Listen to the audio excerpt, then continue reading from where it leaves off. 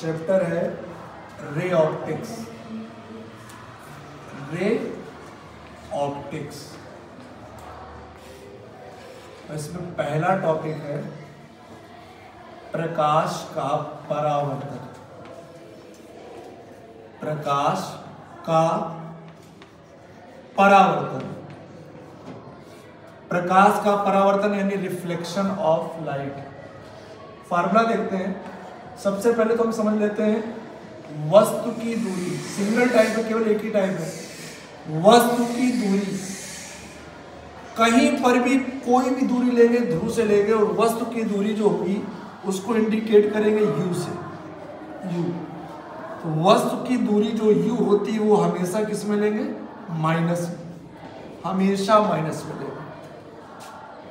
और वस्तु की ऊंचाई, वस्तु की ऊंचाई या फिर कह दो लंबाई, इसे हम लोग डिनोट करेंगे y1 से। इसको हमेशा प्लस में लेंगे। वस्तु की दूरी, जैसे हमने कहा किसी दर्पण से कोई वस्तु 36 सेंटीमीटर दूरी पर है तो u बराबर -36 सेंटीमीटर। यदि कोई मोमबत्ती जिसकी ऊंचाई 3 सेंटीमीटर है अवतल दर्पण के सामने 20 सेंटीमीटर दूरी पर रखी है, तो मोमबत्ती की ऊंचाई काम कर रही है वस्तु की ऊंचाई या लंबाई का, तो y1 बराबर हो जाएगा 3 सेंटीमीटर। कुछ लोग इसको o से भी व्यक्त करते हैं, तो y1 बराबर +3 सेंटीमीटर। और अगर 20 सेंटीमीटर दूरी पर है तो u बराबर हो जाएगा -20 सेंटीमीटर। इतनी बात क्लियर हो गई। वस्तु की दूरी को u से, वस्तु की लंबाई या ऊंचाई को y1 से। कोई दिक्कत समस्या? अब बात करते हैं प्रतिबिंब की दूरी। इसे हम डिनोट करते हैं v से। ये प्लस भी हो सकती है और माइनस भी, ये प्लस भी हो सकती है और माइनस भी। कब प्लस होगी कब माइनस होगी उसका हम बता दे रहे हैं आपको। माइनस तब लेंगे जब प्रतिबिंब प्राप्त होगा वास्तविक। वास्तविक प्रतिबिंब हमेशा उल्टा होता है और पर्दे पर बनता है। कहां पर बनता है? पर्दे पर। वास्तविक प्रतिबिंब हमेशा उल्टा होता है और पर्दे पर प्राप्त होता है। और v को प्लस कब लेंगे? जब प्रतिबिंब होगा आभासी, सीधा और पर्दे पर नहीं प्राप्त होगा। पर्दे पर नहीं। वक्रता त्रिज्या इसको व्यक्त करते हैं r से। फोकस दूरी इसको व्यक्त करते हैं स्मॉल f से। इनमें संबंध होता है। अभी हम सारे फार्मूले बताए, पहले हम आपको ये बता रहे हैं किस राशि को किस सिंबल से व्यक्त किया जाता है। उसके बाद एक और पद आता है आवर्धन। इसी को हम कहते हैं गुना। प्रतिबिंब कितने गुना है, आवर्धन। इसको हम डिनोट करते हैं m से, स्मॉल m से। सारी बातें हो गई। एक अंतिम बात रह गई, प्रतिबिंब की लंबाई या ऊंचाई। प्रतिबिंब की लंबाई या ऊंचाई इसको डिनोट करते हैं y2 से। ये भी माइनस भी हो सकता है, प्लस भी हो सकता है। जब प्रतिबिंब उल्टा वास्तविक होगा, याद रखेंगे उल्टा वास्तविक होगा माइनस। जब प्रतिबिंब सीधा आभासी होगा तो प्लस। यही बात m में भी है, m भी माइनस प्लस। जब प्रतिबिंब उल्टा माइनस, जब प्रतिबिंब सीधा प्लस। उल्टा का और क्या कहते हैं? वास्तविक। सीधा को और क्या कहते हैं? आभासी। इनमें से कुछ भी बात की जाएगी।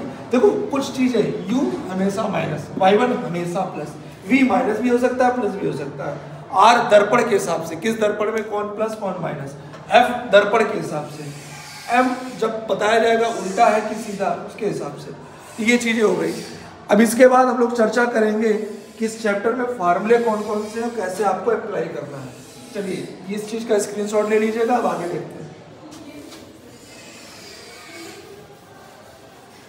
बच्चों दो तरह के दर्पण हैं, दो तरह के दर्पण है। एक दर्पण हो गया आपका अवतल दर्पण, दूसरा दर्पण हो गया आपका उत्तल दर्पण।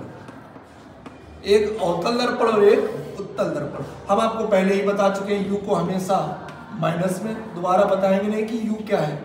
वीडियो में पीछे जाए या फिर जो स्क्रीनशॉट लिया उसको देखें या फिर कहीं नोट कर लें। यू का मतलब होता है वस्तु की दूरी माइनस में, y1 का मतलब वस्तु की ऊंचाई प्लस में। अवतल दर्पण, उत्तल दर्पण, दो प्रकार के दर्पण है। हमेशा जब भी क्वेश्चन में वक्रता त्रिज्या दी जाएगी, फटाक से पहला काम होगा फोकस दूरी निकाल लेना आधा करके। 36 सेंटीमीटर वक्रता त्रिज्या का अवतल दर्पण, फटाक से आधा कर लो 18 सेंटीमीटर। 24 सेंटीमीटर वक्रता त्रिज्या का उत्तल दर्पण, आधा कर लो 12 सेंटीमीटर। फोकस दूरी तुरंत निकल आएगी। अवतल दर्पण में v प्लस बी होता है और माइनस बी होता है, अभी बताया था। क्योंकि अवतल दर्पण से प्रतिबिंब उल्टा भी प्राप्त होता है और सीधा भी। उल्टा का मतलब वास्तविक, सीधा का मतलब आभासी। उल्टा का मतलब पर्दे पर प्राप्त होगा, वास्तविक प्रतिबिंब पर्दे पर प्राप्त होते हैं, आभासी प्रतिबिंब पर्दे पर प्राप्त नहीं होते हैं। अवतल में हमेशा v प्लस, आंख बंद करके v प्लस। f की बात करें, f हमेशा इसमें माइनस, अवतल में, उत्तल में f हमेशा प्लस। इतनी बात क्लियर हो गई। तो ये चिन्हों की बात हमने आपको बता दी, कहाँ u प्लस, कहाँ माइनस, y1। अच्छा, m की बात करते हैं। m किसी भी दर्पण की बात की जाए, अगर प्रतिबिंब उल्टा बन रहा है या वास्तविक बन रहा है या पर्दे पर प्राप्त हो रहा है तो माइनस लेना है, अभी बताया था। उसके बाद प्लस लेना अगर सीधा। वही चीज y1 के लिए, सॉरी y2 के लिए, प्रतिबिंब की ऊंचाई के लिए। तो ये होगा चिन्ह। अब आप फार्मूले देखिए। पहला फार्मूला ये हो गया f बराबर r/2। दूसरा फार्मूला बहुत फेमस फार्मूला 1/f बराबर 1/v प्लस 1/u। इसे दर्पण सूत्र या मिरर फॉर्मूला भी बोलते हैं। लेकिन अब आपसे कहेंगे आप ये अप्लाई ना करो, आप अप्लाई करो v equal to uf upon u minus f। v equal to uf upon u minus f। इससे फटाक से आंसर आ जाएगा। ये फोकस दूरी, ये प्रतिबिंब की दूरी, ये वस्तु की दूरी। अगली बात आवर्धन के लिए, आवर्धन का फार्मूला क्या होता है? m बराबर y2 बटा y1 बराबर minus v upon u। y2 का मतलब होता है प्रतिबिंब की ऊंचाई, y1 का मतलब होता है वस्तु की ऊंचाई, v का मतलब प्रतिबिंब की दूरी, u का मतलब वस्तु की दूरी। m कहाँ प्लस लेना, कहाँ माइनस, वीडियो में पीछे बता चुके हैं हम आपको। अच्छा, इसके शॉर्ट फॉर्मूले क्या होते हैं? जहां पर कहीं सीधे दे दिया जाता है इतने गुना प्रतिबिंब, 5 गुना प्रतिबिंब या 5 गुना आभासी प्रतिबिंब, m बराबर +5। 3 गुना वास्तविक प्रतिबिंब, m बराबर -3। 2.5 गुना आभासी प्रतिबिंब, m बराबर +2.5। किसी किसी सवाल में, अवतल दर्पण के सवाल में वास्तविक आभासी दोनों की तरह की चीजें दी जाएंगी, तो वहां पर m को प्लस भी लेना है और माइनस में, 2 पार्ट में सवाल होगा वो। तो एक m का फार्मूला ये भी बन सकता है f upon f minus u। एक बन सकता है m बराबर f minus v upon f। ये भी फार्मूले बन सकते हैं। तो ये हो गए फार्मूले परावर्तन के। न्यूमेरिकल हम लोग समझेंगे अगले वीडियो में। तो ये फार्मूले हमने आपको बता दिए।